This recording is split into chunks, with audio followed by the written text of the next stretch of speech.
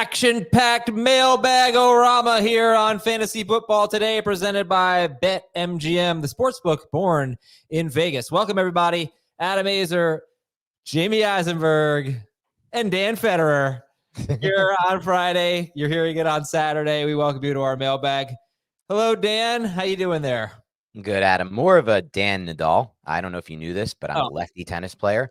I'm ambidextrous. Whoa. Yeah, you're about to play a lefty. I'm ambidextrous. I play football with my right. I shoot a basketball with my right. I write with my left hand. I eat with my right hand. I'm a weird guy when it comes to the things I do with my hands. That did not sound good. Are you kidding? Hey! In the middle of that, I realized what I was doing, but either way, as I try to escape that embarrassment. Let's go. I've got good news and I've got bad news for you, Adam. Which would you prefer first? I'd prefer some emails first. Then we'll get to our good news and bad news. I got a bone to pick with Jamie, so let's keep all that in mind. Fantasyfootball@cbsi.com is our email address. That is the letter I. Fantasyfootball@cbsi.com. We've got your emails. We've got your Apple Podcast questions, your Draftathon questions, your YouTube questions, the fantasy cops. We got some good fantasy cops today. And as promised, auction talk. We will have auction strategies for you. Emails part 1 from Drew. I have the 9th pick in 2 of my drafts, 12-team half PPR. Are you guys out on Justin Jefferson due to the quarterback situation? Do you prefer Garrett Wilson or do you still like Justin Jefferson? Jefferson for me still. You know, I think we have a few things here that are interesting because we were talking about this off camera, before the show started, before Dan was talking about his hands. There's going to be some bad quarterback play for some pretty elite wide receivers, right? You got Jefferson and Sam Darnold potentially. You got Malik Neighbors and Daniel Jones. I'm sure there's one or two that I'm missing, you know, of the higher end variety. But you got to buy into, in case of the 2 receivers, their talent level. And in the case of Jefferson, his system is fantastic. And I understand that this is the thing that sort of drives me crazy about the Jefferson thing. For anybody who was drafting him 4th overall, 5th overall, 6th overall before the McCarthy injury, did you guys really think that JJ McCarthy, as a rookie, was going to come in and all of a sudden solve every problem? Like, yes, he should be better than Darnold. He should, in theory. But I don't know as a rookie. I think that's a great point, Jamie. I don't know. I don't think that was anywhere near enough to move the needle as it seemingly has from a field standpoint. As weird as that sounds, because going into my next comment, I feel more comfortable if Nick Mullins is at quarterback over Sam Darnold, not for the sake of the Vikings franchise. Maybe Darnold, I guess, can help them win more games if he somehow fixes all of his issues. But for Justin Jefferson, yes, I do. I will say this. Justin Jefferson was quarterback proof last year, and the numbers are absurd, so I'm not going to move him behind Garrett Wilson. But the point remains, like, your point is the one that needs to be rung home here. Like, JJ McCarthy's injury does not move the needle and should not move the needle. He probably wasn't going to play this year regardless of if Darnold faltered. Maybe he would have played, but even then he would have had some similar issues to Darnold when it comes to keeping the offense on time, on schedule, dealing with pressure. All right. So Justin Jefferson, overall, Jamie, he's 8 for you? 9? Sorry. 1, 2, 3, 4, 6. Oh, he's 6. Okay. Still 6. I think he's 9 for Heath behind AJ Brown. Thanks for asking me.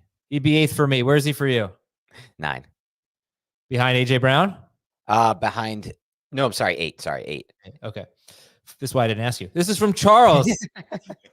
Yahoo just added Taysom Hill as a tight end. Where would you guys rank him? He will be probably tight end 15. I'm looking right now, 6, 7, 8, 9, 10, 11, 12, 13 for me, and I'm high on him. I would love him as my $1 tight end at the end of my auctions. Taysom Hill. Okay, so Taysom Hill or Pat Freiermuth? Fryer by 1 spot for me. Freiermuth. Taysom Hill. Contingent on a non-Ayuk trade. Dalton Schultz or Taysom Hill? Taysom for me. Taysom. All right, this one is from Jeff. What are your thoughts on the appropriate amount of time prior to the draft for the draft order to be released? Oh. Some people want it an hour before. Some people want a lot of time to prep. What do you think is the appropriate amount of time before the draft for that draft order to be released? If I'm forced to do a snake draft, which I will really not like to do for any amount of money. I would say I like the 30-minute version. I don't want the time to prepare. I like to snakes are already so kind of cut and dry as is. Let's add a little bit of something to it, please, by not giving everyone time to just prep out the board and know exactly what's going to happen. As someone who works for a content site, I would like it to be released ahead of time, especially when we're going to do a final version of our pick by pick series next week. I have to write another article, 2 articles. 2 articles, baby. Come on down, Adam. Yes. Yeah, I think for people like us who draft all the time, we don't care when it comes out. But for people who are just doing one draft a year, you should give them advance notice. You should let them prepare, let them read and listen to whatever they want to listen to and figure out, how to build their team from their spot. Comment from the chat. Oh, there it is. Fun fact. Did Dan lose some weight, or is he wearing slightly larger t-shirts? I lost about 8 pounds in the last month and a half, 2 months. So nice. Yeah. Good for you. No, I would never do that. I don't need that type of stuff to lose weight. I simply have been intermittent fasting and walking a lot on golf courses. So this is how I lost weight. That's it, simply. Not playing enough tennis, though. Quick fun fact that will be interesting to fantasy football drafters going into this weekend. We just put an article on the site, and it's 5 guys from the FFT team, the 2 you're looking at right now, Adam and Jamie, Heath, Dave, and Jacob Gibbs. I asked them to give me a quick blurb on their most drafted players so far this draft season. Not a single person had the same player. I found that unbelievably interesting, how that could even be possible. And I went back and I double checked, and no one had. So go check that article. It's out on the site. I think it's a very great article to read. There's a lot of great content that came out today. Jamie updated his tiers, so you can get a tier base. I love using tiers for my draft day to go by, because that's how you know when you need to get a receiver or a running back or a quarterback when he's last in that tier. We have content from Jacob, 10 unheralded rookies looking to find the next Puka Nacua, who he called last offseason, and then this article as well, among others. So check out the site. JB gave 10 guys. That's amazing. I gave 4. I know. Jamie was, as usual, the most comprehensive. And not a single repeat. That's insane. You're right. I can't believe you didn't have a joke there about me loving Jamie there, or agreeing with Jamie. Well, I mean, you put it first. I thought that was obviously like ridiculous. He was the first person to send it back in the email. I did it in order of who was the best for me as an editor. No chance that he was the first to send them back. Yes, he was. With a blurb? With all the blurbs. No, before me, I responded immediately. You were even like, you responded to that already? Check the tape. There's no chance. Let me check the tape. Before my Fantastic Four. Draftathon, folks. I got some things to announce. Dan's about to be. No, you got it in. You got it in 6 minutes before Jamie. 6 minutes. But I did 6 more guys, so I win. Right. All right, Draftathon. Our Draftathon show, which is like our big event to finish off Draftathon season and tell you how much money we've raised. It's going to be Wednesday from 4 to 6 p.m. at youtube.com/fantasyfootball today. Wednesday, 4 to 6 p.m., youtube.com/fantasyfootball today. There is still time to bid on some terrific items. Private Zoom calls with me, Dave, Jamie, and Heath. We just had a guest appearance on the show go for like $900. That was amazing. Wow. It's all going to St. Jude. All to St. Jude. We've got the match. You can bid on the match right now. Still ahead of you? Nope. What? You've jumped me? $10 ahead. I'm at $810 to co-manage with me. You're at $800. Wow. Azer, no, the auction ended. No. I won by 10? You won by what? 140. Or wait, I'm looking at the wrong thing. Looking at the wrong thing. I hope this auction's still open, because I got a big bidder coming in at the last second. You don't have any because the auction is over. But we raised $1,610 for St. Jude. Your co-managing team with me or Dan, and whoever wins gets a pick swap, whatever. We explain that. Now, what else? This is the last chance. The podcast league spots. There are still 6 available on the website. This is tinyurl.com/draftathon 2024, and you will scroll down and you will hit the auction house portion. And then you're going to see you can bid to be in the podcast league. What we got? They're all about $550 right now. We should do better than that. We can do better than that. Although if we don't, this is still an incredibly generous donation. So thank you to everyone. We're going to raise at least $4,000, I think, for the podcast league, but we can do better. You've got 2 days left. Actually, if you're listening on Saturday, you've got 1 day left. tinyurl.com/draftathon 2024. Make it happen. I have a question. Oh, it hit the auction house. I have a question for Dan. Yes. If you had a son, would you name him? I'm going to give you 4 choices for your firstborn son. Would you name him Nick, Jacob, Kelsey, or David? None of the above. I No, have you to have to pick one of choose these one. names. Jacob, Kelsey, or David? Who's your firstborn son? I don't think. I mean, this is going to depend a lot on who would be the wife and the mother, because I would just go, like, is she Italian? Then I'll go Nick. Like, what do you? This is And terrible. you have a son. You need to name him. Okay, You're a single dad. Nick. Nick. Okay. I want to congratulate Nick. We had 4 people who tied in our NFL draft contest, and they were up for one spot in the podcast league. I told them, I'm going to make Dan choose without knowing who he's choosing. So you just put Nick in the podcast league. Wow. I'll and feel you're very top of the deceived if this Nick is not Italian. I've lived my whole life, as my best friend Steve Milano said, wanting to be Italian. Shout out Steve Milano. I got to read one more email before we take a break. Was Steve at the Giants game that you were shunned when Dan walked away? No, he wasn't there. He wasn't. Nobody knows if that's true. That story was pretty fabricated on Adam's end. Yeah, you had a pretty good time talking to my brother. Okay, and he got bored and he left me. That's not it. That sounds like a you problem, Adam. Was Steve at the Yankees game that you were supposed to take out? He was the guy who went to the Yankees game, and he got the baseball card. Huh? And he got the baseball card. That's wow, like a $3,000 to $5,000 baseball card, I think, or something crazy. Oh. All right, one more question here from Cameron. Dear Mr. Bonilla, Mr. Witt Jr., and Mr. Boucher. Bobby's. Yeah, good. Bang. I like this question very much. I bet you do, because it's a 17 team guillotine league, half PPR, no trades allowed. Can I just tell you something before you continue? Uh-huh. Every time you read a guillotine email, uh-huh, they're all 17 leagues, 17 teams. Okay, yeah, I know, but I'm just giving this for other people who don't play guillotine leagues. Gotcha. 1 flex, 2 receivers, 3 bench spots. It's an auction league. Okay. How would you recommend approaching this? It's only 3 bench spots, so I've never heard of auction guillotine. Yeah, auction guillotine. I think for sure it's $1 bench players. I'll start with that in a guillotine, because you're going to be trading out your bench anyway. Now, as far as what else I would do, I'd probably go super studs and duds here and just try to get a phenomenal few players and then be very aggressive in free agency early on and try to build a super team. Okay, so Dan would lose in guillotine leagues rather quickly. Why? You want to be as vanilla as you possibly can early, because the free agent pool, you just want to get round to round to round. Why? And you don't want to take like high variance players, because that's I didn't not say high variance players. I said the opposite. You said studs and duds. Yeah, studs. A bunch of studs that are low variance. They're going to produce. Yeah, I don't know if you want to get because you're going to be spending. I want to stay in the middle in the beginning. So I'll fill my middle out in free agency early is my guess. Yeah, I guess that's fair. I guess it's fair. And auction does change a little bit. Like I think you I think you want to be safe. Like you want to get through the first 3 weeks, because exactly what Dan said about the free agent pool. When these teams get cut because of injuries or stuff like that, like you don't want to take players that have a lot of risk attached to them. So don't invest heavily in rookies. Don't invest heavily in players that are going to be injury prone.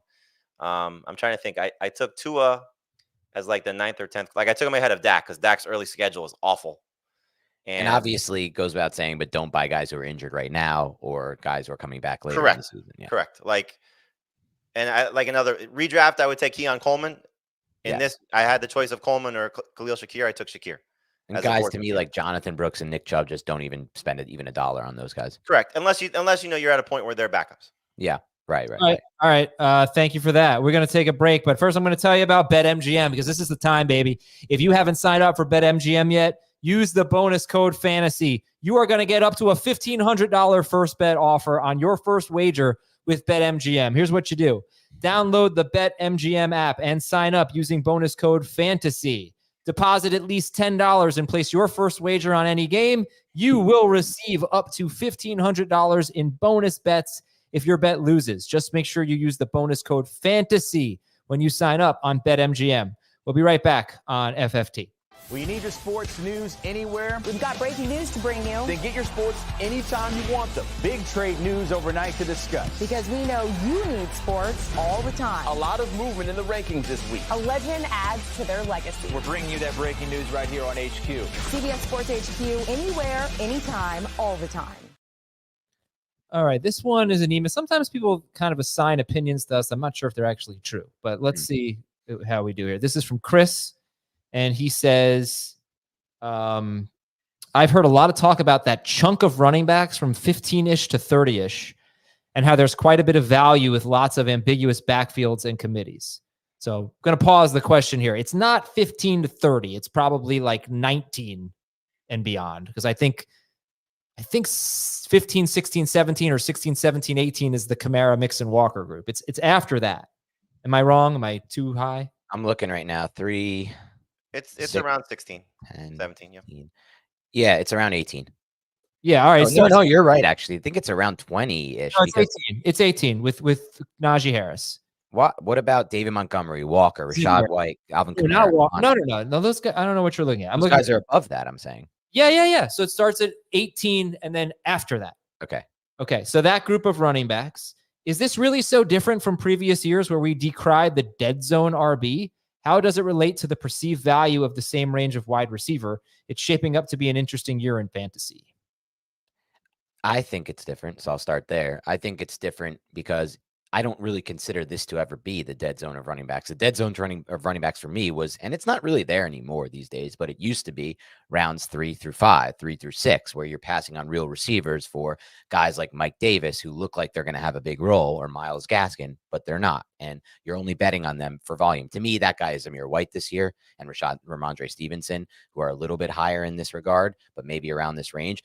But the difference is when you're betting on these ambiguous backfields, you're hoping to bet on a team that's going to have success in their run game. The Bengals could be a really good offense, top 6, top 7. Chase Brown, Zach Moss. The Steelers have Arthur Smith, who knows how to design a run game and a run offense. Najee Harris, Jaylen Warren. Those types of teams. It's different than like, oh, we're taking a Mike Davis just because we expect he's going to get 350 touches, when in reality, he's not good enough to hold that kind of role. I think that the point though is, and I don't know if Dan fully addressed the dead zone part, is that we were taking these guys in years past in rounds 3 and 4. And that was the problem. Right. So while you may not have been, Dan, I think the ADP would tell us that that's where those guys were typically going, is running backs. I don't know this entire group clearly, but 15 through 24-ish would be what the dead zone is. And that's kind of what the problem was always with it, is that you were passing up these receivers and hoping that you would get, receiver 15, 16 through 25, essentially in rounds 5, 6, and 7. Now it's flipped. Now we're seeing those receivers go ahead of these running backs. And that's, I think, the difference. Good point. And the market has corrected itself in that regard, or at least in my mind, the market has corrected itself, to which point, once it does, you have to adjust to the new reality of the market, in which case these guys could ultimately be better value since they're going later now. We have certainly said, like, once you get past Kamara, Mixon, Achane, Walker, that group, you don't want to. Yeah, I'm looking at our consensus rankings. Oh, okay. You don't want to be too reliant on Najee, White, Montgomery, Javonte, Stevenson, Pollard, Connor, Swift, Aaron Jones, Brooks, Mostert, Washington guys, Bengals guys, not Bengals guys, as Dan says. You say Bengals. It's Bengals. Yeah, what do you think it is? It's an E. It's Bengals. No, it's what about Bengals. Dave? It goes Bungles. There's an A in the name, so it's Bengals. It's Bengals. It's B-E-N, the Cincinnati Bengals. You're pronouncing the E you're putting on is at the end. Okay, you can walk like an Egyptian. Putting an A at the end. Blank of this conversation. Anyway. What do you want? Bengals? Bengals. Bengals? I've never heard anyone call them the Bengals. I don't say it like that, shrugging my shoulder. I don't know. You don't want to be too, like, this is what we were just talking about on the mock draft episode that we did this morning on Friday morning. It's like you wait on that group because they're all the same. They're not all the same, but they're very similar. We don't want to be, that's why I really will not do zero RB. I'm just not doing it. You look at ADP trends. I talked about this on the position previews. Drafting a top 12 running back has actually been a higher hit rate than drafting a top 12 wide receiver over the last 4 years. Was not the case in 2023. I will say that. But over the last 4 years in total, 56.3% of the running backs who were drafted top 12 finished top 12. 52% of the wide receivers drafted top 12 finished top 12. 75%, 36 of the top 48 running backs in ADP over the last over the last 4 years have averaged 14 or more PPR fantasy points. So I equated 14 or more PPR fantasy points for a running back to 15 or more for a wide receiver. How many of those top 12 guys hit 14 for a running back or 15 for a wide receiver? Over the last 4 years, 75% hit rate for running back, 65% hit rate for wide receiver. Running backs have been a safer bet early. I know people don't believe that, but it's been true. Wasn't true in 2023, but it was true in 2020, 21, and 2022. Don't go zero RB. That's the bottom line for me anyway. From Brandon, dear Happy, Billy, Bobby, and Longfellow. Gilmore's? No. Sandler movies. Yes. Gilmore's. You know what? Funny story real quick. About 5 minutes from my house, they did a Happy Gilmore 2 casting call thing where you could go and try to be in the movie because they're making a Happy Gilmore 2. I was debating it, but I learned there were like 2,000 people who went and like dressed up as like the caddy and like the guy with the helmet, with the beer helmet and stuff. And I don't know if it was worth it, but to me, it was like my brother's like, you got to go. It was our favorite childhood movie. And do you guys think I should have gone and spent that time? No, okay. Absolutely not. That's no. Too many Well, people. I mean, based on how much work you missed in the summer, you probably could have gone and just told us you were doing something else. You were probably on vacation that What the week. hell does that mean? Oh, those random Fridays that I had a couple vacations. Jesus Christ. Can you talk a little bit about Trey McBride, asks Brandon. It seems like the consensus, everyone expecting a third-year breakout, but I've heard little or no buzz about him this offseason. That's interesting. Go ahead, Jamie, talk about Trey McBride. I think he's a top 3 tight end this year. Got a chance to potentially be the number 1 guy. Heath's number 1 tight end for the season. I know Dave's got some concerns about his potential lack of targets or losing some targets with sorry, I'm up here in Make a pick. Draftathon league. Losing some targets with Marvin Harrison Jr. going there, but I still think he's going to be second on the team in targets easy. An offense that I want a part of. Drew Petzik's runs a tight end friendly offense, and I think it's going to be fantastic for him. Oh, what pick do you have? I have 5. I'm taking Bijan. Nice. This is our Draftathon league where we raised $2,300 for someone to be in that. First 5 picks were McCaffrey to our kind donator. The footballers took Breece Hall. That's Andy Holloway. Dave took Tyreek Hill. Jake Seeley took CeeDee Lamb. And then I took Bijan. Justin Jefferson to the Minnesota fan, Scott Fish, right at 6. Yeah, nice. All right. This one I'll give to Dan. Follow up on Trey McBride, basically. Aaron, in a small town in Iowa, not named Dubuque or Cedar Rapids. Dave always does those too. Where I have been to Council Bluffs, I believe, is in Iowa. I find myself mock drafting a lot of Marvin Harrison and Trey McBride. What do you? Is it too risky to have a wide receiver and a tight end from the same team? I don't think so. I think if the targets are as concentrated as people project them to be there, kind of like what we saw with the Rams of the past few seasons with McVay, it won't be a problem at all. The question is how much faith you have in Kyler Murray and how much faith you have in Drew Petzing to change this offense a little bit with the talent around him, because he's been very run heavy and they're successful in the run game. They design a really good run game. So I just wonder about those kind of things. The thing working in your favor, I think, is that the Arizona Cardinals defense is still a year or 2 away. So there could be potential for a lot more targets based on that. All right, here we go. It's a big moment for Dan. He's been waiting a long time for this. What's that? Auction talk. You ready? Yes. So we got called out by. I'm so happy that you called it auction. Other listeners who said, "Hey, you said you were going to talk about auction. You didn't do it." Well, here it is, Dan. I'm gonna put 5 minutes on the clock. 5 solid minutes of auction talk. Whoa. I'm not gonna start the clock yet, but this is what I'm gonna say. This is a problem with auction talk. Mm-hmm. They are all so different. Yes. There are no scripts. It's the best part of auction. Yeah, no, they're great, but it makes it difficult to give advice. Agreed.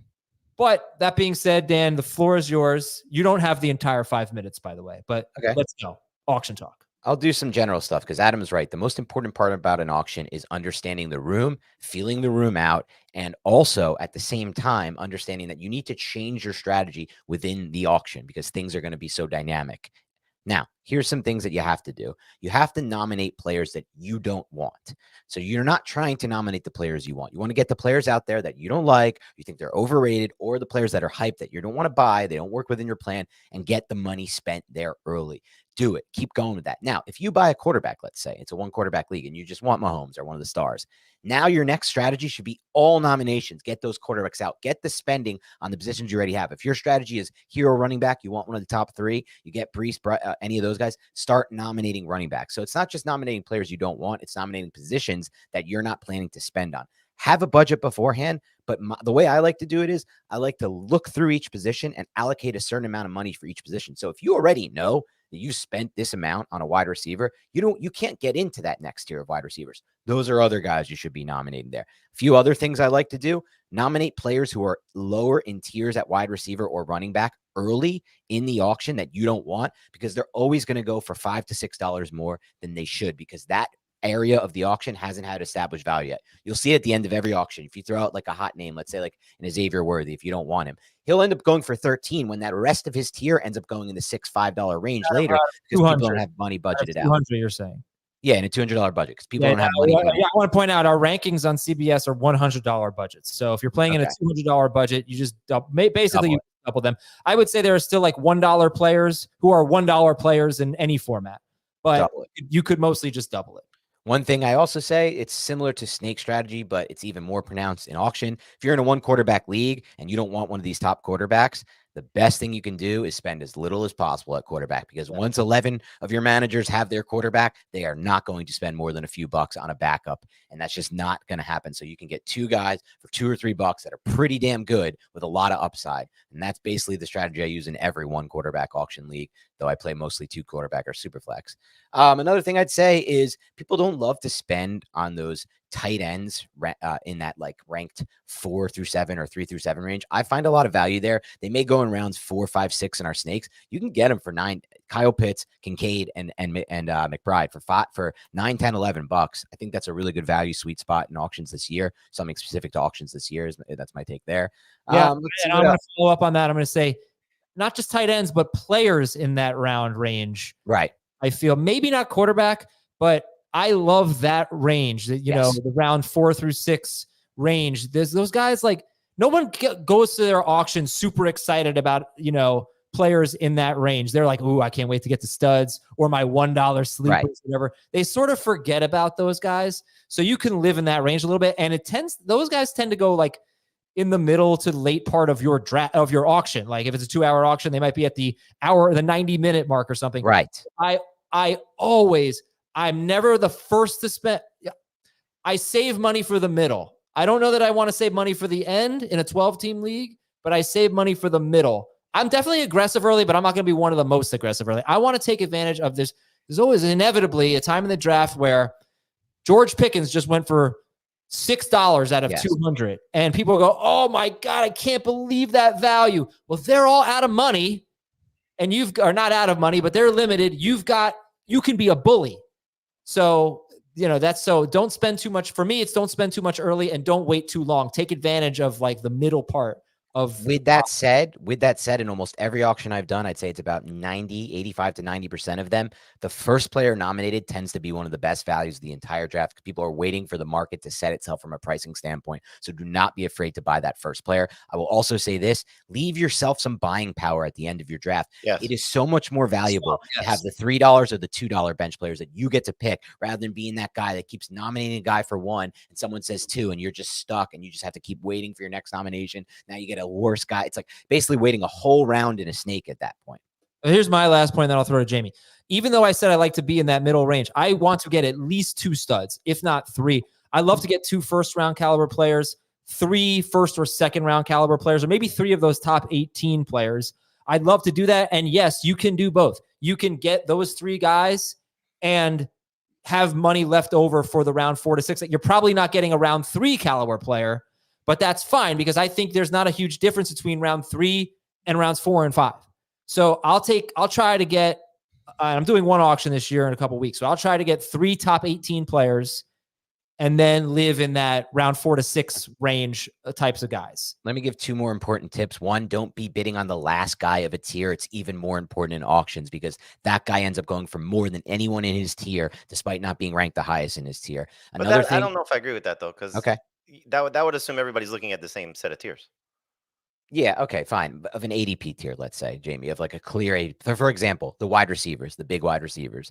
Don't be the last guy caught bidding on one of those, in my opinion. Though that may not be the case this year because people are down on Jefferson. So you're right. I don't think that's true of every auction, but be careful with that because there are times where, somebody really needs that RB1 or that wide receiver 1, and it's the last guy that could be like, it may not be the tier that we know, Jamie, but it's sometimes been like AJ Brown went for 40 in one of my auctions. It didn't really make sense. Those types of things happen. One more thing that's really more important than that is the value is not the value. The upside or whatever you want to call it that you get out of it, the EV, the expected value, is not worth it. Do not get caught bidding on a player to price and force that you are not willing to spend that money on.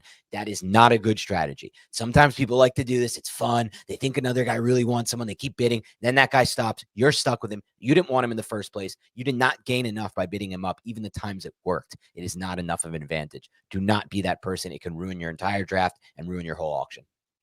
Okay, Jamie, they've heard from the 2 schmoes. And what do you have to say about auctions? I mean, I agree with a lot of what Dan said.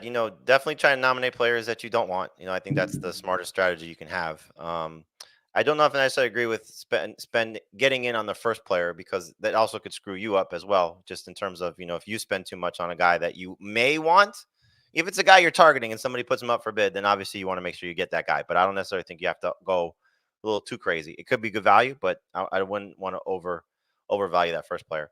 If you have kickers and defenses still in your leagues, put those up first as well or early because it gets the dollar out of the way and then you don't have to sit there at the cycle at the end. That's like a $100 budget. Jamie always does this expertly. He picks his favorite DST and nominates them for 1. Nobody wants to spend 2. Some people will, and then either way, it's a good play by you because you're getting them to waste money on a defense. True. Yep. Anything else? Nope. Dan hit the best points. Yeah, no, I think I did, but that's fine. All right, we'll take a break. When we come back, we've got good news, bad news. We've got fantasy cops and your Apple Podcast questions, your Draftathon questions, your YouTube questions. Busy second half of the show. We'll be right back. College football is back. SMU at Nevada on CBS Sports Network. I think I understand you have a good news, bad news scenario for me. Yes, I do, Adam. So for those who are somehow unaware, Adam and I are playing the match this coming Tuesday. I got super amped up for this. I'm already excited, but I got even more excited when I listened to Adam on yesterday's podcast say this was, and he's no joke, the most important sporting event of his entire life. Yeah. So that was awesome. But then he brought me way back down when online last night on Twitter. He's like, I'm going to lose. I've accepted defeat. It was a sad comment.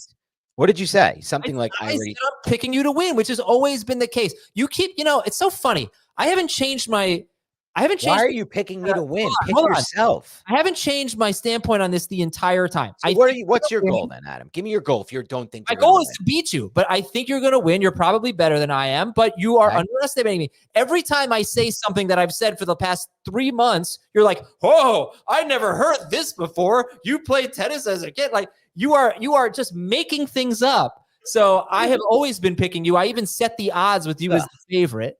I'd love you to have a little confidence in yourself. I'm just chalking stuff to reverse psychology, and you're trying to get me to not be as into it. But don't worry, Adam. That's not going to work. I'm out there for blood. I am looking for 6-0-6-0. That's the goal, to not give up a single game. But here's the good news and the bad news. What would you prefer first, the good news or the bad news? I would like the bad news first. Okay, the bad news is I found 2 hours to play Wednesday night with my friend Gary Levine. That's who I've played over 1,000 sets, probably 5,000 sets with in my life. My best match. He beat me 6-4, 5-5. We tied, and then the lights went out. Unbelievable match, but I shook off a lot of rust.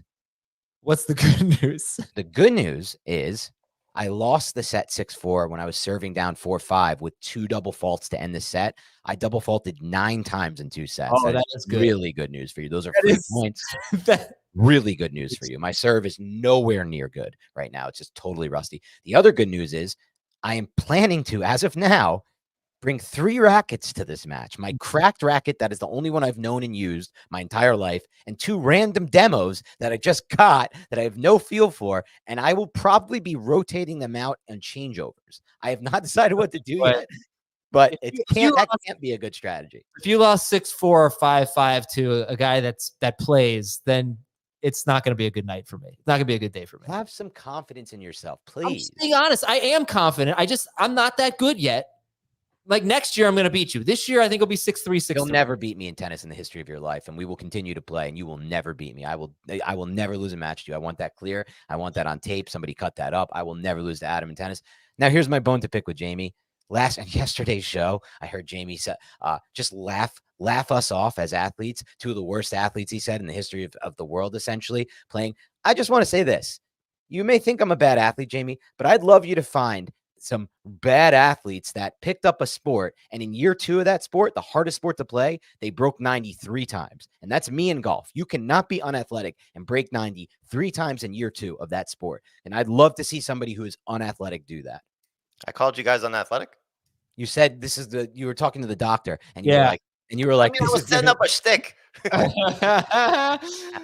You know what? It riled me up and it got me going. And now I just have to say, I mean, what am I going to say? Yes, 2 of the most pristine athletes that you've ever seen need a sport doctor. I don't want to be known as pristine. Okay. I've got Eastern European bloodlines and a little bit of Greek. I can't be that good of an athlete. I'm 5'8", but at the same time, I want put some respect on my name, as they would say, as that rapper would say. You just reminded me, I had such a bad moment yesterday. 2 bad moments at the doctor. Okay. Could have been worse. Uh-oh. These were just ego moments. I must have not been standing up straight. She measured me at 5'7 3/4. What? I've never been that short. I'm either shrinking or like we got to use for me because I'm a little bit shorter than you. No, that's right. Like there's no way I'm not 5'8. I'm like 5'8. I was always 5'8. Listen to this.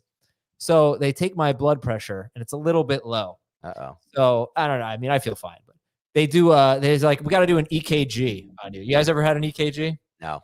Yeah. So they put like little sticky things all over you and they put them on your arms and your chest and your side. And then they attach things to it, whatever. It doesn't hurt. It's fine. They had to do it twice because I had so much chest hair that it sticks to my chest. They should have done like a Brazilian wax job on you right on the spot. Like from 40-year-old version. They had to bring in a second person to help out. This thing stuck to my chest. Too much hair. It was so I love they this need story. to call someone in. All right, let's do some fantasy comps. This one is from Casey. Thank you, Casey, for your fantasy comps. All right. We had a blockbuster trade for Christian McCaffrey go down in our Dynasty League today. A member of our league put McCaffrey on the trade block and received a flood of offers. The person with McCaffrey ended up countering the top offer with a small counter, adding Blake Corum to the trade, and it involves several first-round picks. Okay, so he gets a bunch of trades. He gets the top one. He counters it. He puts Blake Corum in there, all right? While the counter offer was sent, another offer came in that was far better than that top offer. The CMC manager tried to hit accept on the better offer, but the app crashed. It was not CBS. In the meantime, while the team who received that counter offer hit accept, okay, so he tried to accept this better offer after sending out the counter offer, but the team that he countered to accepted the counter offer, the one that involved Blake Corum. The CMC manager is threatening to leave the league and wants that trade rescinded due to the app crashing. And the owner is also the commissioner. While the owner, who's also the commissioner and received CMC, said that since their offer was countered, they should easily have the right to accept without question.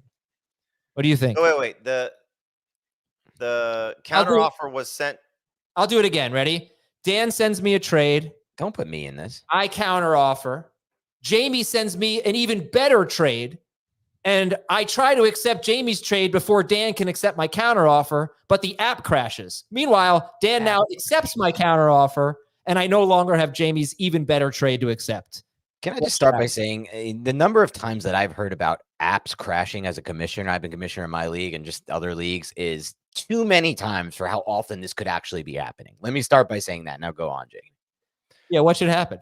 I would think that, unfortunately, because the app crashed, you're screwed. And Crashed. if you're the one that sent the offer to somebody else, you have no way of Yes. recourse here. Can I be blunt about this? I don't buy that the app crashed.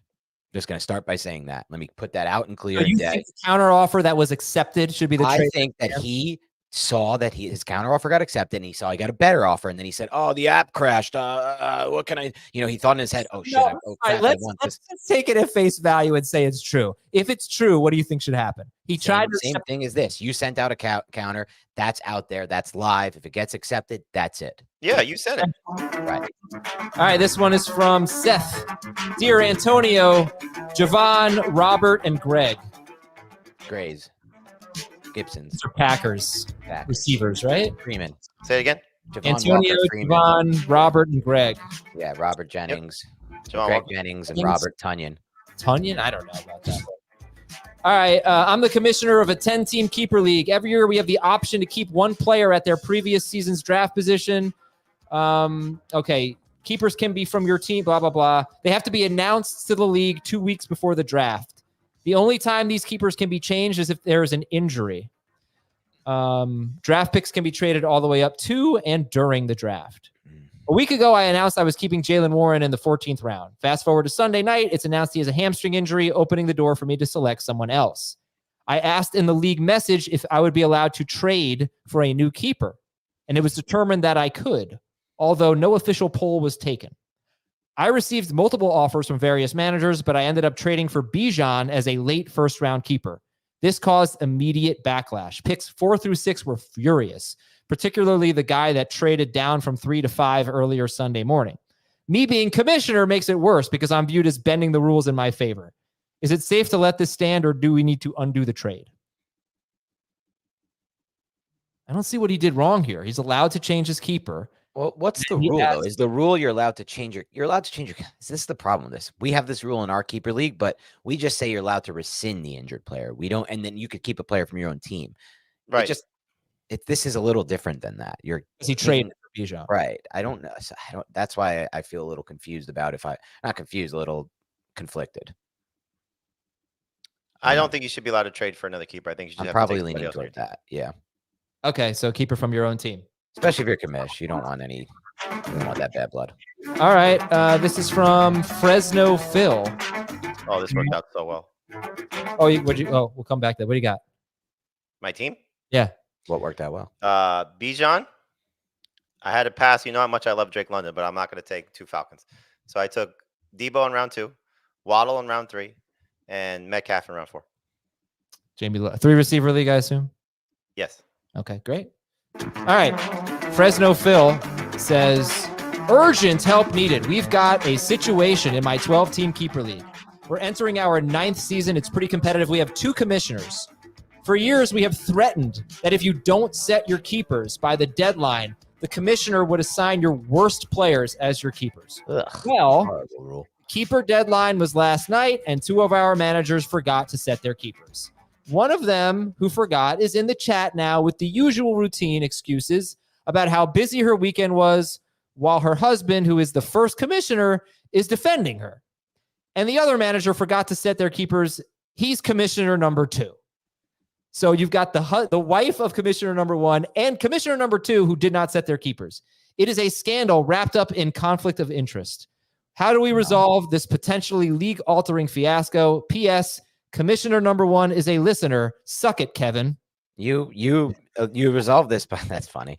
You resolve this by eliminating this bad faith rule. This is a horrible rule, one of the worst I've ever heard. What's better? Someone defaulting into having the worst keepers possible on their team, or just doing what's right and having what they would want before a season even starts? Do we really want to be like using technicalities to like ruin a team? That's a horrific rule, one of the dumbest I've heard. It's not fun, it's not funny, and it's before a season starts. Like, what's a good way to lose activity in your league? Well, force someone by a technicality to have terrible keepers that ruins their whole season. Horrible rule. I think they should be given leeway and get the keepers that they want.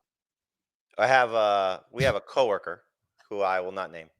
That is in a league with me that when the keepers were supposed to be due, I got a message. When are you processing the keepers? And I said, oh, we're still waiting for somebody. The deadline had passed. and our coworker said, It's about time they learn a lesson. And I'm like, what lesson are we teaching? Right. That they want to leave the league? Like, Oh my God. That was 100% Heath. is no one in a million years that you would ever guess. Okay. Oh, wow. Never. You would never, ever guess it. So don't try. It's no one that is on our shows. No one that is on anything to do with our Classic Marone. No, just kidding. I know exactly who it is. I'm going to put it in the private chat. Okay, yeah. All right. Look, fantasy is supposed to be fun. Let's keep that in mind. Yes. With that being said, listen to one of the worst fantasy managers in fantasy football history. This one comes from Elliot. My home league, which I've been the commissioner of for 12 years, had to replace a manager. So I got someone the whole league knows to take the 10th spot. Within a day of adding him to the league chat, he tells me he wants to add a co-manager for his team, even though I told him our league doesn't do co-managers. And the guy he wanted to co-manage with used to be in the league and was kicked out for a number of reasons I won't get into. After repeatedly telling him no, he went on the league chat bashing me to everyone, trying to get the league to turn on me.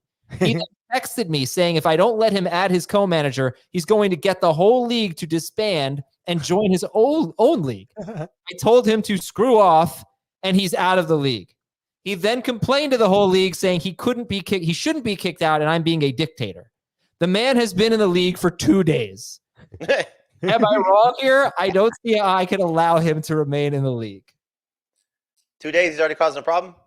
And he tried to have a problem, like allowed to 15 do. different problems. And it was Yeah, a you're guy who already got kicked out of the league. It's the worst manager As I've a ever heard. menace to society, let alone fantasy football. To society. And I think he thought it was so highly of himself that he would be able to get the whole league to disband. That obviously didn't happen. That's amazing. What a jerk. All right. Hey, this is interesting. Just because it's something we talk about. So Jake Seeley in round 5 took Rashee Rice, and Andy Holloway, who had 2 picks before him, said in the chat, I was almost took Rashee there, but decided to play the ADP game and lost. That's something valuable to take into account. You know, when you start to see players in a range, Right. be aggressive if they think they're going to exceed that range. So Andy, obviously a little buyer's remorse not getting him. And Scott Fish also followed up, said, I almost took Rice the last round as well. I was going to take him if it fell to me. It was right. Jake took him right before me. He would have been my 4th receiver. I took Kincaid as a fallback. I think I would have taken him over Metcalf potentially, personally. But it's not. I don't know. I mean, look, we saw him last year. He was great, but he didn't have all this competition for targets. I actually think that the speed on the outside is going to help him even more because It might. It might. It absolutely might. Yeah, so I think that if there's one player, I don't know the ADP as well as Jamie does, especially the CBS ADP. But if there's one player that I think that you don't even look at his ADP, it is Rashee Rice. Yeah, and there's more than one player. It's him. It's Malik Neighbors. If you like him, you can't look at his ADP. Well, it depends on the website. On our site, you can't look at his ADP. On other websites, he's like a 3rd round pick. I'm talking about the main sites, the ESPN, the fantasy, that are like not like the NFC and like the the best ball. No, I use like Draft Sharks a lot because they have CBS in there, ESPN in there. Rashee Rice is someone who has risen so much in the last week or so that you should just expect him to be, I would say, expect him to be a top 50 pick. If you get him after that, that's great. But I would say like round 5. He's in the round 5 range, I think. All right, Draftathon questions. I know Dan has to peace out at some point. Gotta go play golf. From our donations. No golf. Appreciate you. Thank you, everybody. Okay, sorry, where was I? This is from Smith. My league is a half PPR switchover from waiver wire to Fab. That's the question. Does that change? Does Fab change your draft strategy and or using Fab money during the season? What? Doesn't change. Okay, he's moving from waiver wire to Fab. Doesn't change your draft strategy. No. But let's talk a little bit about Fab leagues. And Jamie, you want to get the first word there? Or are you on the clock? I'll let Dan do it. So he's about to leave. Okay. Yeah, look, Fab League's the best way to go for free agency. I've learned through the years, this is something really valuable. I usually wanted to budget and save money in my Fab Leagues. That's changing from this point on. I'm going for the week 1 or week 2 big hits. Puka last year, Kyron last year. That's the only time I think there's anyone who could change your whole fantasy season. Maybe I'm wrong about that. Maybe someone will pop up randomly in week 5 or 6, 1 year out of every 5, 6, 7, 8, 9. Historically, that hasn't been the case. So I mean, I don't know how. I think those are outliers, though. I think so. Those are outliers as well, Jamie. I agree. Those are outliers as well. I just think those are better chance outliers than the hoping it's going to come up. Yeah, I mean, look, Laporta might have been available in some leagues. You can make a case for something like that. You can make a case for the other side of it, though. Like the week later, obviously not to the same heights. Again, you're not finding players, I think, like that. But Jerome Ford was a starter for people that got. Yeah, but that, you know, that's when was Rashee Rice? He was dropped in a lot of leagues. Yeah, I like to save, but I don't need to save money, but I like to have some. And then I think you got to have just like such conviction that that's the guy. Like in the case of Kyren and Puka, it may have been a mistake. It clearly didn't. But what I'm saying is like those guys had amazing starts. You could see that there was reasons to buy into them. Kyren was the better of the two running backs, and I think people forget Cam Akers got a ton of work in week 1. But with Kupp being hurt, it was like, okay, it's worth taking a chance on this for the 3 weeks of what he might be in this offense. And then he, clearly became that guy the rest of the way. But we've had so many examples of, what was the receiver for Dallas that had the 2 touchdown game in week 1? 2 years ago? Tolbert, was it him? No, it was before this. Maybe before Tolbert. Yeah, I don't remember. It wasn't Noah Brown, was it? No, but it was something like that. Noah Brown's a great example, right? Like he was a guy that for 2 weeks when all those injuries happened to the Texans. Yeah, look. If you can get a true game changer in week 1, then go for it. But I think it's risky to go later in your league, later in the season when you need a win to get in the playoffs. You all of a sudden you can't really get anybody you want. It's risky. If you're just made this a 2 quarterback league by mistake. Oh, he was like, wow, I'm getting great value here. I can't believe I got Love and Richardson in the 6th and 7th rounds. Mark said, what do we expect in the Chargers backfield? Yeah, Chargers is really interesting for me. Daniel Jeremiah went on, and he's so connected to the Chargers still, and said, draft J.K. Dobbins. All offseason, I had been avoiding Dobbins because of his injury history. But now I'm kind of finding myself back in the, wait a second, should I just take a gamble on Dobbins? So I'm kind of leaning there now, but I was on Gus the entire time. All I know is one thing is going to be true. They're going to run the ball, and they're going to run the ball effectively. They're going to try to run the ball. The volume will be there, and I think it will be effective because not only did they add Joe Alt to a line that already has Rashawn Slater and first-round pick Zion Williamson, in addition to other good pieces on the line, they have Harbaugh. They have Roman. Those guys know how to scheme run games, and we've seen in the preseason. Someone's going to produce there. It could be 2 guys are going to produce there. And all you have to do is pay like the RB 36 price or worse. So it's just very easy value to me. All right. Next question is from Clyde. I started my league about 25 years ago. We tried to make it a balanced scoring system so starters were all equal. We made tight ends wide receivers. Okay. All right. So there are no tight ends. Tight ends are in the wide receiver pool. And 6 point per passing touchdown, 1 point for every 50 receiving yards or 50 passing yards, 1 point for every 10 rushing and receiving yards, 2 points for every 5 receptions. So it's kind of like half PPR almost. What's your strategy in this format? No tight ends. They're considered wide receivers. 1 point for 50 passing yards. 1 point for 50 passing yards and no tight ends? Yeah. So Jalen Hurts. Yeah, Jalen Hurts would be maybe my QB1. Yeah. I mean, Jaden Daniels is like my QB6 or something in this format, right? Yeah. Daniel Jones is worth drafting potentially. Stop. You did not have to say Daniel Jones' name. It's not like you say him 3 times, he's going to show up in your can. He had one anywhere near me.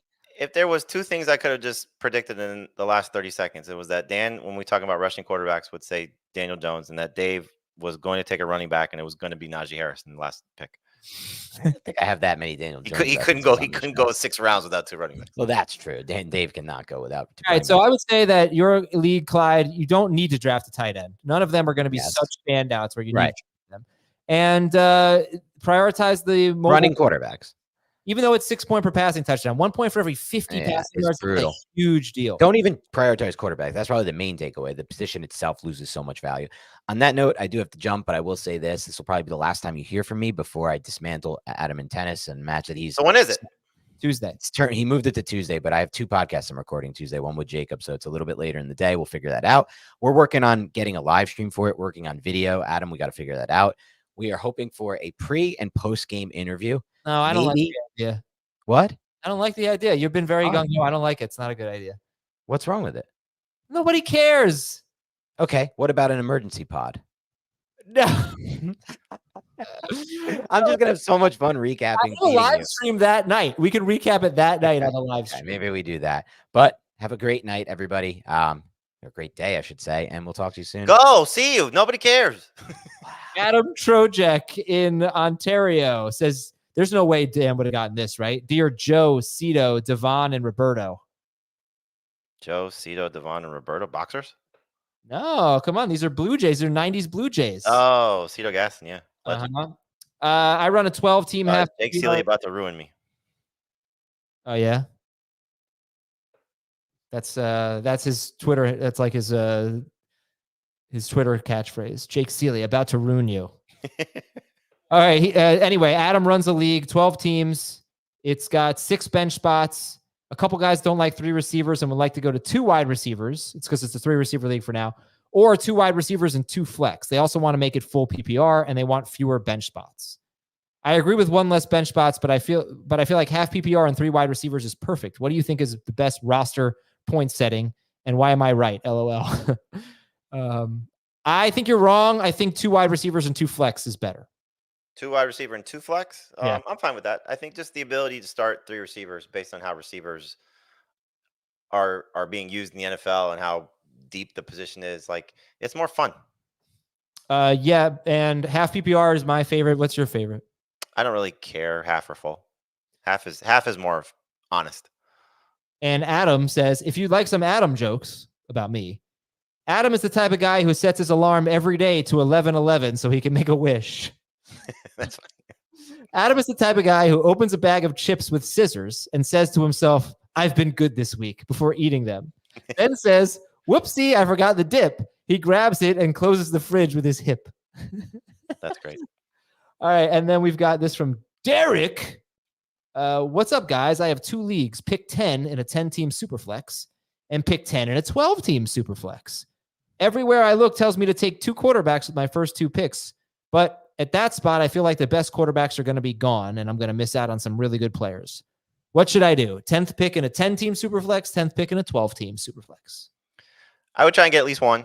You know, I think it's in your best interest to try and get some level of high-end quarterback play without having to play the guessing game. If you don't take 2 early, then you probably want to look to take 2 with a pick in round 5, 6, or 7 in that range. I like the way that you and I both built our teams in the last Superflex draft that we did, where I took Josh Allen 2nd overall, I believe it was. Yep. And then came back in round 5 and 7, I believe, and got Matthew Stafford and Will Levis. And you took Caleb Williams with your 2nd round pick. Yeah. McCaffrey in round 1, Caleb in round 2, and then Geno Smith and Deshaun Watson, maybe, or Deshaun Watson, Geno Smith, something like that. So you get the point. Like, you're getting one top 12-ish quarterback, and then 2 guys that could be top 20 caliber guys. Yeah. All right, let's go to our Apple Podcast questions. This is one from No Name. 12-team PPR league, is taking Keenan Allen in round 5 acceptable? No. From Uncle Stinkstonk, our buddy. Love the show. For the record, Dan is the funniest. Oh, come on. How bad or awesome is this idea? We're starting up a 10-team dynasty league. I propose that it would be an auto draft.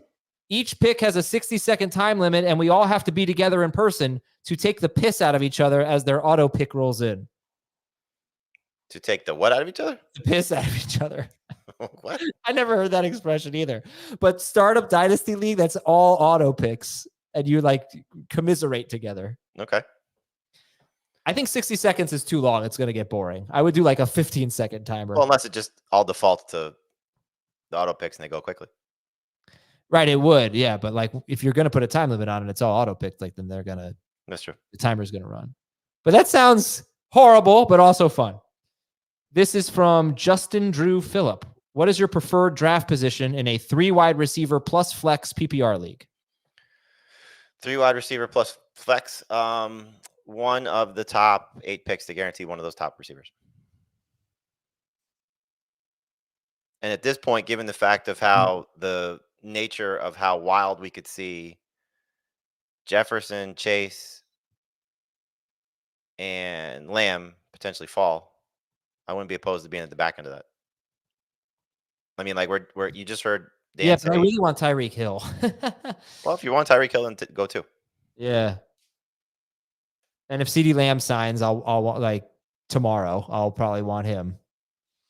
So, I like, think Dave said he dropped him to 10th overall. man, that's wild. Dave, I don't know if you remember this. I brought this up, but Deebo Samuel a couple of years ago had a really bad season. Just like in between two great seasons, he had a terrible season. I'm pretty sure he was a training camp holdout that year.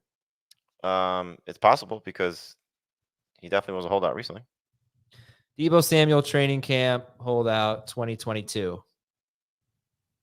He agreed. Listen to this. He had a hold in during training camp before ultimately agreeing to a 3-year deal on July 31st. We should be taking that seriously. That was an oddly terrible year for him. July 31st? Oh, July 31st. Sorry. I don't know why I read that as August 31st. Okay, never mind. It is Oh, irrelevant. no, I'm asking you. You said July 31st? It was July. It was July. My bad. All right, this is from Travis in Philly. I'm going from PPR to a half PPR for the first time in a 10-team Superflex league. What advice would you give? How will half PPR be closer? Be different? Is it closer to PPR or non? PPR. It is closer to PPR. We did talk about this on the format show earlier this week. Half PPR, I think you got to be a little more cognizant of, high catch wide receivers. Like Rashee Rice, probably not. He's still pretty valuable, not as valuable. Mike Evans will gain some value. Derrick Henry will gain some value. Alvin Kamara will lose some value. It's kind of like that. But you're going to structure your team more similarly to a half. No, to a full PPR league. I would say that, but in a full PPR league, your flex is probably going to be a receiver. In a half PPR league, it could be either one, receiver or running back. In a non-PPR league, it's probably going to be a running back. All right, this is from Andrew. My league recently ballooned from 12 to 16 teams. Could you talk about league setting considerations to keep things competitive? Our managers range from beginner to advanced. And any strategies you'd have in a 16-team league. I think in that type of format, you probably want to prioritize a tight end early. Yeah. You don't want tight end 14 to 16. Right. That's for sure. I don't know what to do about quarterback. I think wait. I would wait. Just play the board. But there is something about like you're going to be starting some bad players in 16-team leagues. To have Patrick Mahomes could give you a big edge. And then settings, do you want to reduce the roster sizes or reduce the starting lineup sizes? I mean, I play in a 22-team league where we go one quarterback. We go team quarterback, actually. Team quarterback, running back, receiver, tight end, 2 flexes. So 1-1-1, 2 flexes. That's 22-team league. 22. Yeah. So maybe you go 1 running back, 2 receivers, 2 flexes. Tight end. Okay, that's not a bad idea. All right. YouTube, what do you got for us, YouTube? I did see one question that said, is Daniel Jones going to throw the ball downfield more? And yes, absolutely. Big priority. There it is. Big priority for the Giants. But I don't think Jalen Hyatt, to answer your question, Jaws, is going to be anything worth rostering. I agree. What else do we got here? Oh, this is true. From Commando Fury. Adam is the type of guy who'd be too afraid to bait a hook. 100%. Are you talking live? I'd be too afraid of the live bait. I'm not afraid of the hook. I just don't want to touch like a worm. No way. But I'd put fake bait on there. Yeah, for sure. Fake bait. Yeah, like cheese. Okay, here's a question. Keeper advice. 10-team, half PPR, Superflex. Keep 2 of 3. Tyreek in the first, Chase in the second, or Jordan Love. Oh, this is my very last pick. Yeah. Love and Chase. Very last picks would be Love and Chase. Yes. Cousin Ernest, you've been donating. It's so appreciated. The private Zoom call is one-on-one. Yes. We answered this question earlier for us, but you were not here. That's fine. Where are you ranking Taysom Hill, tight end eligible? Jamie, what'd you say, like 13? In the 13 to 15 range, yes. Okay. Who's a good QB3 in Superflex? We can only rock. Whoa. Doorbell just rang. I'm probably done. Who's a good QB3 in Superflex? Bo Nix. Yeah, that's fine. You can probably do like I think the way Jamie and I did it, he had Josh Allen. Who'd you have? Will Levis. Okay, and I had Caleb Williams, Geno Smith. But that's somebody I took early. You know, like if you're talking about waiting, like you're talking about Bryce Young, Bo Nix,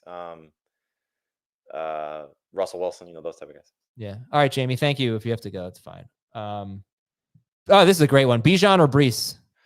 I'm still Brees. I think lack of competition for him by comparison to Bijan Robinson. Tyler Algier could be a problem. Speaking of Bijan, you want to hear my team so far? Yeah. Nope. See you later. All right. I'll read. Let's see. I will read a few more. From Justin. When drafting in multiple leagues, do you try to have all your teams look the same or try to have them all be different? No, I like to have different. Rosters, try different things, but I will say that I don't mind having the same player on multiple teams like a lot. If it's a mid to late round pick, that's not necessarily going to make or break my team, but maybe it's a breakout or a guy like T. Higgins who goes in the 5th round. I don't mind having that. I don't necessarily, if I have the 3rd through 6th pick in a draft in 3 different leagues, I'm definitely not taking the same guy all 3 times. So I like to mix it up a little bit. But if you like someone late, like a few years ago, Tom Brady, his 2nd year with Tampa Bay, I drafted a lot of Tom Brady. He was one of my best years. He had a huge season. And he was like a 9th round pick. Let's see if I can find one more. Where would you consider drafting Tyreek Hill and CeeDee Lamb in a Superflex league? Definitely in the 1st round for me. Probably for Tyreek Hill, because he doesn't have the holdout situation, I am probably taking him as a top 5 pick. I might take him ahead of any quarterbacks. Now, I am way different on that in Superflex. And I did it in that league that we were just talking about. I'll try my very best to find that league and to give you my draft results. No, 2 QB. Where is that? Man, no, I don't have it. I'm sorry. But I had, how do I not have this? I went with McCaffrey first, then Caleb Williams, then I'm pretty sure it was Puka Nacua, and then like another really good player, and I still ended up with McCaffrey, Puka, Caleb. Yeah. Anyway, I like the quarterback depth this year, so I'm not afraid to take a guy like Tyreek Hill even before QB1. That's it for me. That's it for everybody. Have a wonderful weekend, everybody. I appreciate your questions. I really do, and all the donations and everything. It's just me and you right now. No, but even Schaefer's gone. I have to end the show by myself. Let me just tell you, from the bottom of my heart, I love you guys and girls. Love this FFT family. Let's have an amazing season. Have an amazing weekend. Talk to you Monday. See ya.